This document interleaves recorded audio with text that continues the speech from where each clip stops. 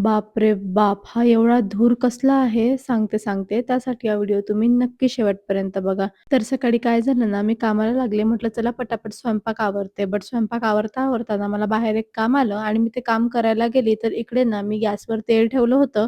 ते एवढं भयंकर तापून गेलं आणि त्यातून एवढा धूर निघायला लागला ना, मी घरात येईपर्यंत धूर एवढा वाढून गेला होता, की ते बघून तर मी घामाघूमच झाली. बट ठीक आहे, फायनली मी गॅस वगैरे बंद केला. सगळं नॉर्मल झालं. स्वयंपाक आवरला आणि तेवढ्यातच ना आमच्याकडे एक गेस्ट आले. सो त्यांच्यासाठी छान सरबत केलं आणि सगळा स्वयंपाक आवरून मी काही फ्रुट्स खाऊन घेतले. थोड्याच वेळात जेवणाचा सुद्धा वेळ झाला होता. सो मस्त जेवण केलं आणि आज ना निवांत आराम केला.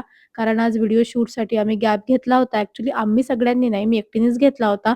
म्हटलं चला थोडा आराम करते. सो मस्त आराम झाला. संध्याकाळी उठून घरातली सगळी कामं आवरायला घेतली. झाड-झूड, कपडे काढणं, भांडे आवरणं यातच ना मला आज भरपूर वेळ होऊन गेला होता आणि त्यातल्या त्यात आज असं झालं की आमच्याकडचं सगळं पाणी संपून गेलं होतं. ॲक्चुअली काल नळ आले आणि आम्ही विसरून गेलो, की नळ आले आहेत म्हणून आणि आम्ही पाणीच भरलं नाही. त्यामुळे घरात ना एक थेंबही पाणी नव्हतं. सो घरातली सगळी कामं ना आज वरच्या पाण्यावरच झाली. त्यामुळे आज सगळी कामं करता फार लेट झालं.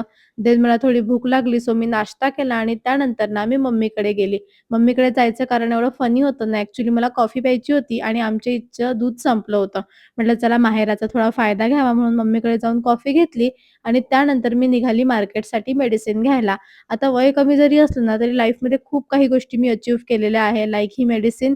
सो मेडिसिन घेऊन भाजीपाला घेतला आणि त्यानंतर ना मी परत मम्मीकडे आली. कारण आज ना एकादशी होती आणि मम्मीचा उपवास असल्याच्याने आज घरी छान अशी साबुदाण्याची खिचडी होती, जी मला खूप जास्त आवडते. म्हणून मी ना मम्मीच्या हाताची साबुदाण्याची खिचडी खायचा कधीच चान्स सोडत नाही.